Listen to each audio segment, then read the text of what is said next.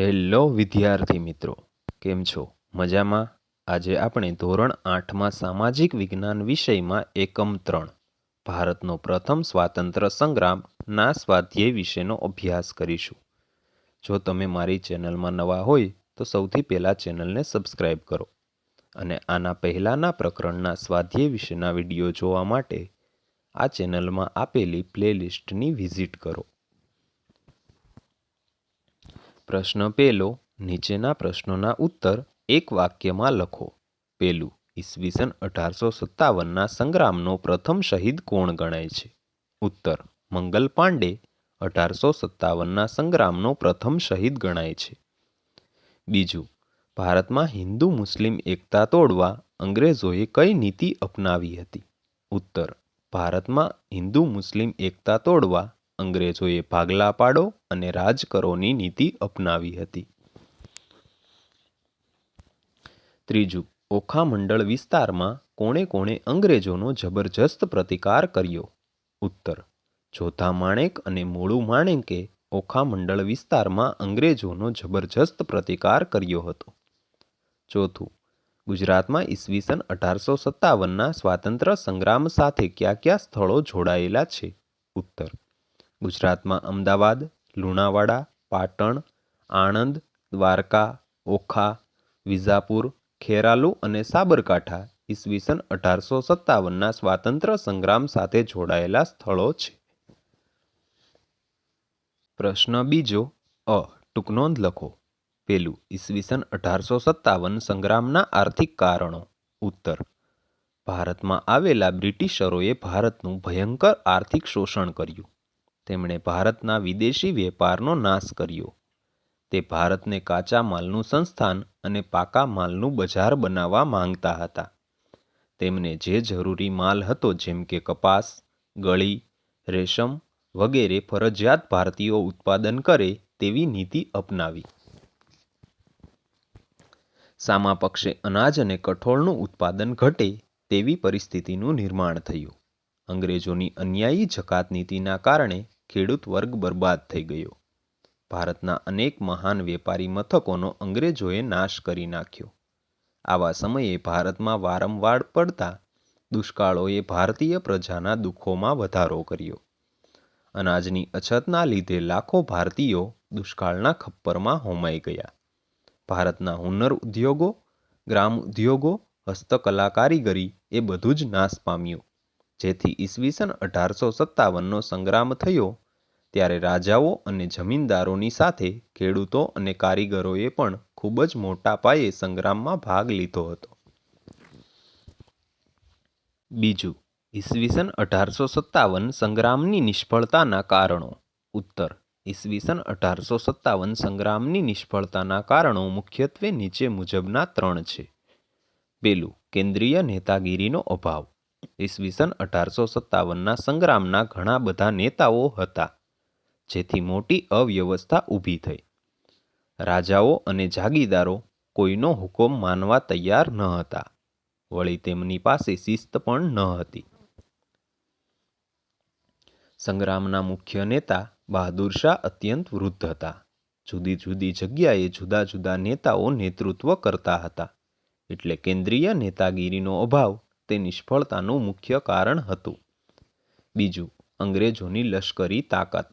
ઈસવીસન 1857ના સંગ્રામના નેતાઓ અને સૈનિકો કરતાં અંગ્રેજો પાસે આધુનિક લશ્કરી શસ્ત્ર સરંજામ, રેલવે અને તાર વ્યવસ્થા હતા. શક્તિશાળી સેનાપતિઓની મદદથી તેમણે આ સંગ્રામને બહુ ઝડપથી દબાવી દીધો. દરિયાઈ તાકાત હોવાના કારણે ઇંગ્લેન્ડનું નૌકાદળ બહારથી બહુ ઝડપથી પોતાના નવા સૈનિકો લાવવા સક્ષમ હતું. જ્યારે સંગ્રામ કરતા નેતાઓમાં લક્ષ્મીબાઈ અને તાત્યા તોપેને બાદ કરતા કોઈ શક્તિશાળી નેતૃત્વ ન હતું. ત્રીજું, અન્ય કારણો. મોટાભાગના રાજાઓ આ સંગ્રામથી અલિપ્ત રહ્યા હતા. એટલું જ નહીં, હૈદરાબાદ, કાશ્મીર, પટિયાલા, ઇન્દોર, ગ્વાલિયર, વડોદરા અને ભોપાલના શાસકોએ તો અંગ્રેજોને સહકાર આપ્યો હતો. શીખો અને ગુરખાઓએ પણ અંગ્રેજોના પક્ષે લડીને આ સંગ્રામને નિષ્ફળ બનાવ્યો હતો. પ્રશ્ન બીજો બ. નીચેના પ્રશ્નોના ઉત્તર લખો. પેલું, ઈસવીસન 1857ના સ્વાતંત્ર્ય સંગ્રામ માટેના જવાબદાર કારણો વિશે નોંધ લખો. ઉત્તર: ઈસવીસન 1857ના સ્વાતંત્ર્ય સંગ્રામ માટેના મુખ્ય જવાબદાર કારણો નીચે મુજબના છે. પેલું, રાજકીય કારણ. આ સંગ્રામનું મુખ્ય કારણ ભારતમાં બ્રિટિશ સત્તાની સ્થાપના હતું. ઈસવીસન 1757ના પ્લાસીના યુદ્ધથી બ્રિટિશરોએ ભારતમાં શાસન સ્થાપવાની શરૂઆત કરી. તેમણે મૈસૂર વિગ્રહો કરી ટીપુ સુલતાનના સામ્રાજ્યને સમાપ્ત કર્યું. ભારતમાં રહેલી ડચ અને ફ્રેન્ચ કંપનીઓને હરાવી પોતાના સામ્રાજ્યનો વિસ્તાર કર્યો. અવધના નવાબ, હૈદરાબાદના નિઝામ, મુઘલ બાદશાહ, બંગાળના નવાબ તાંજોરને એક પછી એક હરાવી દીધા. મરાઠા યુદ્ધમાં મરાઠાઓને પણ હરાવી ઈસવીસન 1818 સુધીમાં સંપૂર્ણ ભારત પર પોતાની રાજકીય સત્તા સ્થાપી દીધી. બ્રિટિશ સામ્રાજ્યવાદને કારણે ભારતીયો રાજકીય સત્તાથી દૂર જતા રહ્યા. જે દેશી રજવાડાઓ બચ્યા હતા તેમણે પણ વેલેસ્લીની સહાયકારી યોજના સ્વીકારી પોતાના રાજ્યને અંગ્રેજોને આધીન બનાવી દીધા હતા. એટલે હવે ભારતીયોને સ્થાને એક વિદેશી કંપની ભારતમાં રાજ કરતી હતી, જેમાં ભારતીયોનું શોષણ થતું હતું. તે પરિસ્થિતિ આ સંગ્રામનું મુખ્ય કારણ બન્યું. ડેલહાઉસીએ એક આક્રમક ખાલસા નીતિ દ્વારા સતારા, સંભલપુર, ઝાંસી, નાગપુર, અવધ જેવા રાજ્યોને બ્રિટિશ સામ્રાજ્યમાં ભેળવી દીધા. એટલું જ નહીં, તેણે પેશવા નાના સાહેબ અને અન્ય રાજાઓને અપાતા પેન્શન પણ બંધ કરી તેમને સમાપ્ત કરવાનો પ્રયત્ન કર્યો. અનેક જમીનદારોની જમીનો જપ્ત કરી લીધી હતી. પરિણામે આ બધાનો રોષ આ સંગ્રામનું કારણ બન્યો. બીજું, વહીવટી કારણ. કંપનીના વહીવટી તંત્રમાં ભારતીયોને કોઈ જ સ્થાન ન હતું. ઉચ્ચ સ્થાનો પર માત્ર અંગ્રેજ અધિકારીઓની જ નિમણૂક થતી હતી. વળી અંગ્રેજોની વહીવટી વ્યવસ્થા લોકો માટે પીડાદાયક હતી. તેમણે સામાન્ય અને ગરીબ વર્ગ પર ભારે કરવેરા નાખ્યા હતા. ખેડૂતો પાસેથી કડક રીતે મહેસૂલની ઉઘરાણી કરવામાં આવતી. ન્યાયતંત્ર અત્યંત ખર્ચાળ હતું અને પોલીસ તંત્ર નિષ્ક્રિય હતું. વળી ભારતીય કર્મચારી અને અંગ્રેજ કર્મચારીના પગારમાં મોટો તફાવત હતો. આ બધી બાબતોએ ઈસવીસન 1857ના સંગ્રામને ઈંધણ પૂરું પાડ્યું. ત્રીજું, આર્થિક કારણ. ભારતમાં આવેલા બ્રિટિશરોએ ભારતનું ભયંકર આર્થિક શોષણ કર્યું. તેમણે ભારતના વિદેશ વેપારનો નાશ કર્યો. તે ભારતને કાચા માલનું સંસ્થાન અને પાકા માલનું બજાર બનાવવા માંગતા હતા. તેમને જે જરૂરી માલ હતો, જેમ કે કપાસ, ગળી, રેશમ વગેરે ફરજિયાત ભારતીયો ઉત્પાદન કરે તેવી નીતિ અપનાવી. સામા પક્ષે અનાજ અને કઠોળનું ઉત્પાદન ઘટે તેવી પરિસ્થિતિનું નિર્માણ થયું. અંગ્રેજોની અન્યાયી જકાત નીતિના કારણે ખેડૂત વર્ગ બરબાદ થઈ ગયો. ભારતના અનેક મહાન વેપારી મથકોનો અંગ્રેજોએ નાશ કરી નાખ્યો. આવા સમયે ભારતમાં વારંવાર પડતા દુષ્કાળોએ ભારતીય પ્રજાના દુઃખોમાં વધારો કર્યો. અનાજની અછતના લીધે લાખો ભારતીયો દુષ્કાળના ખપ્પરમાં હોમાઈ ગયા. ભારતના હુનર ઉદ્યોગો, ગ્રામ ઉદ્યોગ, હસ્તકલા કારીગરી એ બધું જ નાશ પામ્યું. જેથી ઈસવીસન 1857નો સંગ્રામ થયો ત્યારે રાજાઓ અને જમીનદારોની સાથે ખેડૂત અને કારીગરોએ પણ બહુ જ મોટા પાયે સંગ્રામમાં ભાગ લીધો હતો. ચોથું, સામાજિક ધાર્મિક કારણ. અંગ્રેજોએ ભારતીયોના સમાજ અને ધર્મમાં પણ ચંચુપાત કર્યો હતો. ખ્રિસ્તી પાદરીઓએ ભારતમાં હિન્દુ અને મુસલમાનોને ખ્રિસ્તી ધર્મમાં વટલાવવા ખૂબ જ પ્રયત્નો કર્યા. તેમને સરકારનું રક્ષણ હતું. ઈસવીસન 1850માં અંગ્રેજોએ એક કાયદો કરી જે હિન્દુ કે મુસ્લિમ ખ્રિસ્તી થાય તેમને પૈતૃક મિલકતમાં હિસ્સો મળી શકે તેમ ઠરાવ્યું. તેનાથી હિન્દીઓને શંકા વધારે દ્રઢ થઈ. અંગ્રેજો અવારનવાર ભારતીયો સાથે તિરસ્કારપૂર્ણ વ્યવહાર કરતા. પાંચમું, લશ્કરી કારણ. ભારતનો આ સંગ્રામ સૌ પ્રથમ ભારતીય સૈનિકોએ કર્યો હતો. તેનું કારણ ભારતીય સૈનિકો સાથેની અંગ્રેજોની શોષણખોર નીતિ હતી. કઠોર લશ્કરી સેવાઓ બજાવવા છતાં હિન્દી સૈનિકોના પગાર ભથ્થા અને સગવડ અત્યંત નિમ્ન કોટીના હતા. કોઈ પણ ભારતીય સૈનિક સુબેદારથી વધારે ઉચ્ચ હોદ્દો મેળવી શકતો નહીં. વળી અંગ્રેજો ભારતીય સૈનિકો સાથે કોઈ સામાજિક વ્યવહાર કરતા નહીં. ભારતીય સૈનિકોને પાઘડી બાંધવા, તિલક કરવા અને દાઢી રાખવા પર પ્રતિબંધ ફરમાવવામાં આવ્યો હતો. વળી ભારતીય સૈનિકોને તેમની ધાર્મિક ભાવના વિરુદ્ધ દરિયા પાર જવાની બાંહેધરી આપવી પડતી. આ બધા કારણોના લીધે ભારતીય સૈનિકો અંગ્રેજો વિરુદ્ધ ઉશ્કેરાયા. છઠ્ઠું તાત્કાલિક કારણ. ઈસવીસન 1857ના સંગ્રામનું એક તાત્કાલિક કારણ હતું ચરબીવાળા કારતૂસ.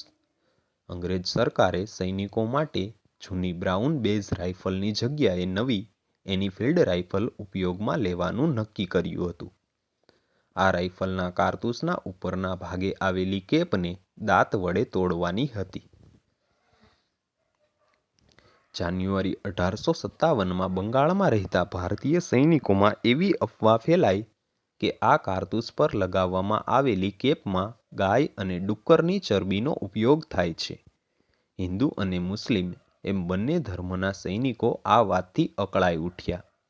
કારણ કે ગાય હિન્દુઓ માટે પવિત્ર હતી, જ્યારે મુસ્લિમો માટે ડુક્કરનું માંસ વર્જ્ય એટલે કે પ્રતિબંધિત ગણાતું. હવે તે મોઢામાં મૂકવાનો પ્રસંગ આવે તો તેઓ ધર્મભ્રષ્ટ થાય. સિપાહીઓએ આ કારતૂસ વાપરવાનો ઇનકાર કરી નવી એનફિલ્ડ રાઇફલ સંગ્રામની શરૂઆત કરી. કેટલાક ઇતિહાસકારોના મતે આ માત્ર અફવા નહોતી. બીજું, કેન્દ્રીય નેતાગીરીનો અભાવ એ ઈસવીસન 1857ના સ્વાતંત્ર્ય સંગ્રામની નિષ્ફળતાનું મુખ્ય કારણ ગણાય છે. વિધાન સમજાવો.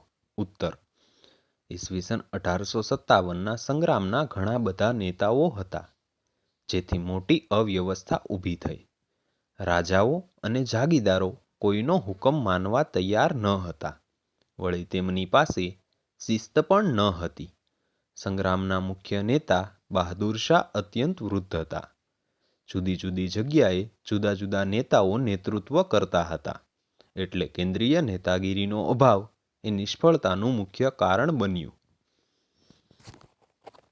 ત્રીજું, ઈસવીસન 1857ના સ્વાતંત્ર્ય સંગ્રામના સ્વરૂપ વિશે સવિસ્તાર નોંધ લખો. ઉત્તર: વિભિન્ન ઇતિહાસકારો અને વિદ્વાનો ઈસવીસન 1857ના સંગ્રામને જુદું જુદું સ્વરૂપ આપે છે. અંગ્રેજોએ તેને માત્ર સૈનિક વિદ્રોહ કહે છે. કેટલાક ભારતીયો પણ તેને જનવિદ્રોહ માને છે. ઇંગ્લેન્ડના રાજપુરુષ ડિઝરાયલી તેને રાજકીય અને ધાર્મિક બળવો કહે છે.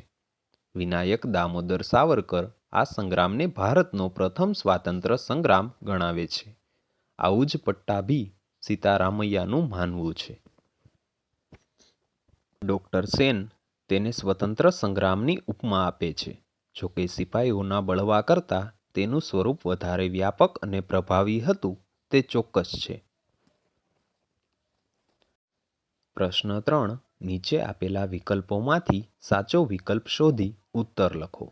પહેલું, ઈસવીસન 1857ના સંગ્રામના મુખ્ય સ્થળોમાં નીચેનામાંથી કયા સ્થળનો સમાવેશ થતો નથી? ઉત્તર સી. ચંદીગઢ. બીજું, ખાલસા નીતિથી અનેક રાજ્યોને બ્રિટિશ સામ્રાજ્યમાં ભેળવી દેનાર? ઉત્તર બી. ડેલહાઉસી. ત્રીજું, એનફિલ્ડ રાઇફલ કારતૂસ પર કયા બે પ્રાણીઓની ચરબી લગાડી હોવાની સૈનિકોને શંકા હતી? ઉત્તર એ. ગાય, ડુક્કર. Thank you. આવા જ નવા સ્વાધ્યાય વિશેના વિડીયો જોવા માટે મારી ચેનલને લાઇક કરો, શેર કરો એન્ડ સબસ્ક્રાઈબ કરો અને બેલ આઇકન ઓન કરો, જેથી કરીને સ્વાધ્યાય વિશેના વિડીયોના નોટિફિકેશન સૌથી પહેલાં તમને મળે. અને આના પહેલાંના પ્રકરણ વિશેના સ્વાધ્યાયના વિડીયો જોવા માટે મારી ચેનલમાં આપેલી પ્લેલિસ્ટની મુલાકાત લો.